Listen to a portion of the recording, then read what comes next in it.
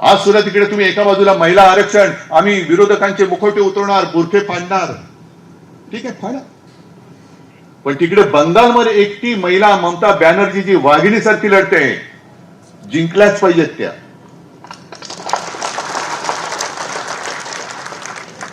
त्या एका महिलेला हरवण्यासाठी तो सुद्धा रवीश कुमारांचा तुम्ही व्हिडिओ बघा, जवळपास 2 लाखाच्या वरती सीआरपीएफचे जवान तिकडे उतरवलेत.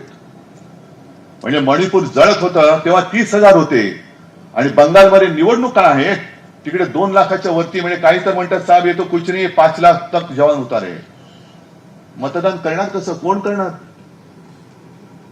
जर फौजा बघितल्या नाका नाक्यावर, कोण तुमची हिंमत आहे मतदानाला उतरायची? आणि उद्या यांनी जर का ठप्पे मारले आणि ममता बॅनर्जी हरल्या तर जितम मया म्हणून पुन्हा तंगडी वरती करून नाचणार आहे. ही लोकशाही आहे.